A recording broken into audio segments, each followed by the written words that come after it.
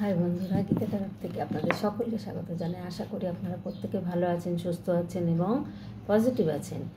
তো আজকে দেখব যে আপনার মনের মানুষটি রাতে ঘুমাতে পারছেন না। কেন কেন ঘুমাতে পারছেন না?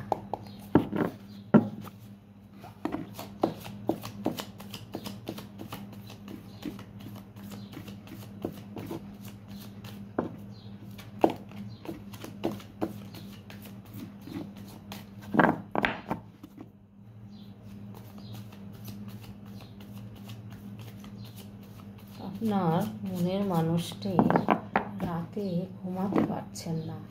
কেন রাতে ঘুমাতে পারছেন না সেটাই দেখব। কেন রাতে ঘুমাতে পারছেন না আপনার মনের মানুষটি?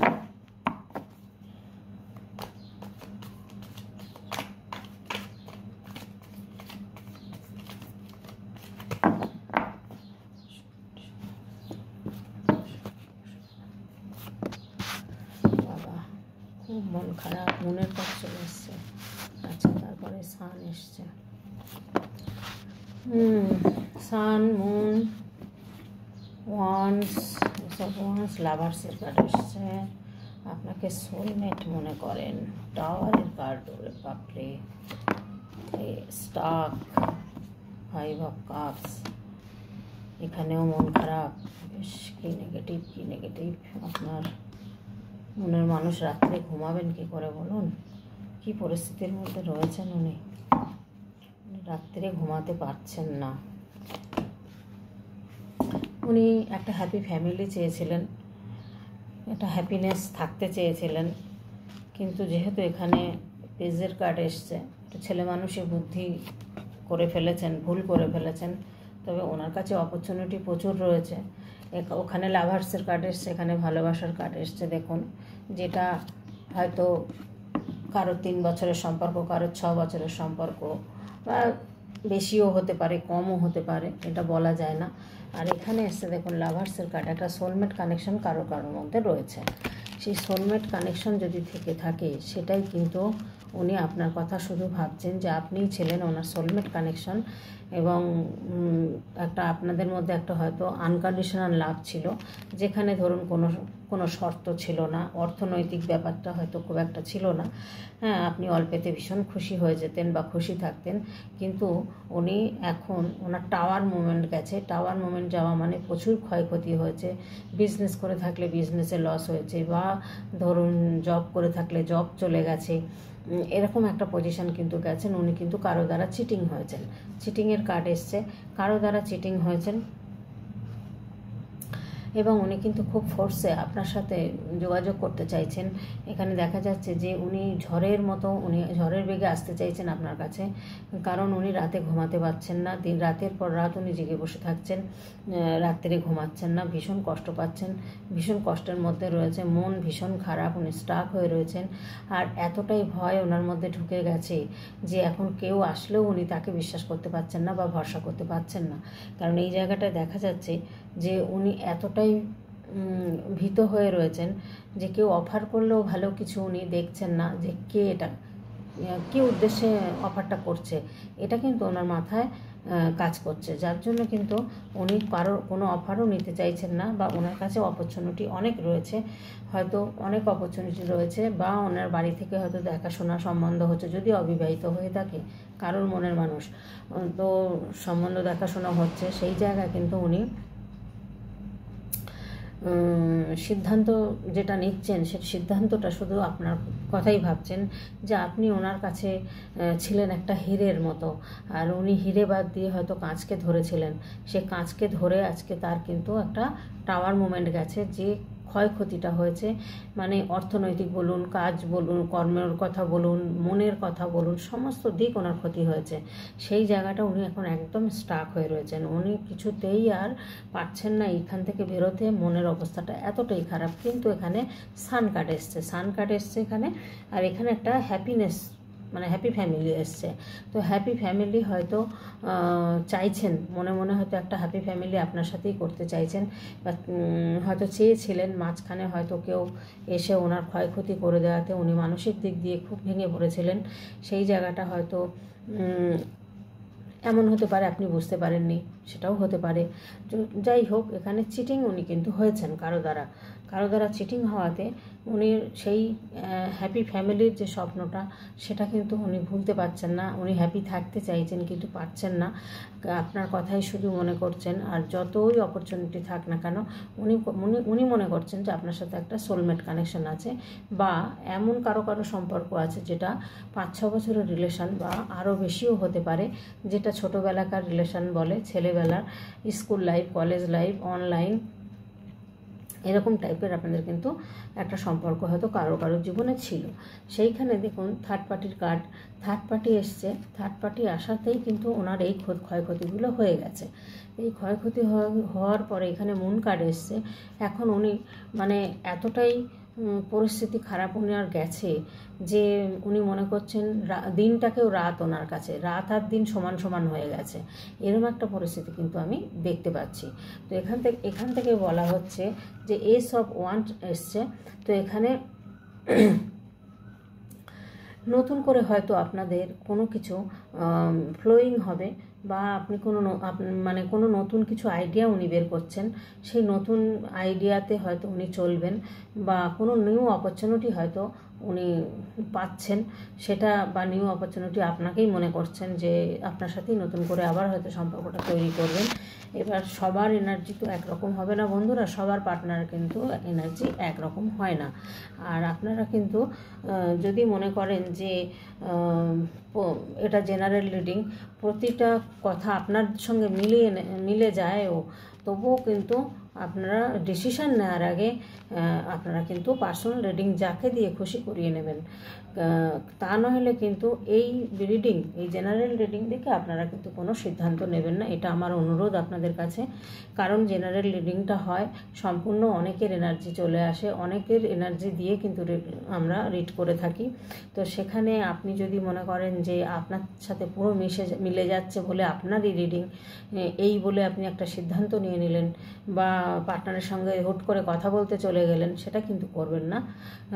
এমনও হতে পারে কারোর পার্টনার হয়তো রেগে রয়েছে, সে হয়তো আপনাকে পাত্তাই দিল না, সেটাও তো হতে পারে। তখন আপনি মনে করবেন যে দিদি কেমন বলল, আমার সাথে তো সবই মিলল, কিন্তু আমার পার্টনার আমাকে চায় না। দেখুন এখানে কার এনার্জি আসছে, কাদের এনার্জি আসছে আমরা কিন্তু জানি না, আমরা বলতে পারি না। যেমন গতকাল আমার হাসি পাচ্ছে ভীষণ, গতকাল রাতে একটা কল করেছে একজন মহিলা সাউথ লাইনের থেকে। হ্যাঁ, তো জায়গাটার নাম আর বলছি না। আমার মনে হলো যতদূর ওনার একটু কোনো অসুবিধায় আছে উনি শারীরিকভাবে বা মানসিকভাবে, কারণ আমাকে ফোন করে ফট করে বলছে কি আপনার রিডিংগুলো আমার সাথে সব মিলে যাচ্ছে। তা আমি বলছি তাহলে কী করব, কেন আপনার সাথে মিলছে কি ব্যাপার? না, আপনি যে পার্টনারের কথা বলছেন, আপনি যা বলছেন সব আমার সাথে মিলে যাচ্ছে। তা বলছি মানে আপনার কি পার্টনার আছে? তো বলছে না, আমি একা থাকি। তা বলছি তাহলে মিলছে কী করে? তাহলে বুঝুন কথাটা, কেন আমি বললাম একটু মানসিকভাবে হয়তো ডিস্টার্ব আছেন উনি। তো বলছে, আমি বলছি তাহলে আপনার সাথে মিললো কী করে? এখানে তো থার্ড পার্টির গল্প, এখানে তো পার্টনারের গল্প। তো আপনার যদি পার্টনার না থাকে তাহলে আপনার সাথে মিলছে কী করে? তো বলছে না, আপনার ভিডিও আমার সঙ্গে পুরো মিলে যাচ্ছে, আপনি কোথায় থাকেন? হ্যাঁ, তাই আমি বলছি আমি কোথায় থাকি সেটা তো বড় কথা নয়। আর এই জেনারেল রিডিং দেখে আপনি আপনার মনে করছেন কেন? এদিকে বলছেন আপনার পার্টনার নেই, আবার এদিকে আপনি বলছেন যে আমার সাথে মিলে যাচ্ছে। এটা কীরকম কথা হলো? সে কিছুতেই ফোন রাখবে না, জানেন না, লাস্টে আমি ফোন কেটে দিয়েছি। মানে আমি একটা অন্য কাজে ব্যস্ত ছিলাম, তার মধ্যে দিয়ে ফোন করেছে, ডিস্টার্ব হলো। যাই হোক, তো এখন আপনার মনের মানুষ রাতে ঘুমাতে পারছেন না, এটাই ছিল প্রসঙ্গ। তো ওনার কাছে অনেক অপরচুনিটি আছে, অনেক অফার আছে, কিন্তু উনি ভয় পাচ্ছেন। এখন থার্ড পার্টি যা করেছেন ওনাকে, এখন কিন্তু উনি কারোর কাছে যেতেই ভয় পাচ্ছেন। একমাত্র আপনাকেই বিশ্বাস করছেন, আপনাকেই ভরসা করছেন, এবং আপনাকে দেখছেন যে আপনি একদম সানের মতন একটা মানুষ, মানে সূর্যের মতো আপনি উজ্জ্বল হচ্ছেন দিনের পর দিন। বা আপনি হয়তো এমন একটা কোনো কাজের সাথে যুক্ত হয়েছেন, বা কোনো একটা সংস্থার সাথে যুক্ত হয়েছেন, আপনি বেশ ভালো আছেন, সেটা সেটা হয়তো সে ফলো করছে, বা বন্ধু বান্ধবের প্রোফাইল দিয়েও দেখতে পারেন। তো দেখছেন যে আপনি খুব ভালো আছেন। এবার আপনার মনের মধ্যে যে কষ্টটা, সেটা হয়তো আপনি কাউকেই বুঝতে দিচ্ছেন না, বুঝতে না দিয়ে আপনি আপনার কর্ম করে যাচ্ছেন। এটাই তো নিয়ম, এটাই তো করতে হয় প্রত্যেককে। আপনার পার্টনারও তো বসে নেই ঘরে, সেও তো কাজ করছে, সেও তো এগিয়ে যাওয়ার জন্য গোলা চিপের জন্য লড়াই করছে, তাই না? তাহলে আপনি কেন করবেন না? আপনি নিশ্চয়ই করবেন, আপনিও নিশ্চয়ই সানের মতো আপনি হবেন। এবং সোলমেট কানেকশন মনে করছেন, হতে পারে হয়তো পাস্ট লাইফের কোনো সম্পর্ক ছিল আপনার সাথে, নাহলে এরকম ওনার মনে হচ্ছে কেন, বা আপনিও কেন বলতে পারছেন না তাকে। তো এখানে কিন্তু এবার আমি একটু গাইডেন্স কার্ড দেখে নিই ছোট্ট করে, নাহলে ভিডিওটা আবার বড় হয়ে যাবে।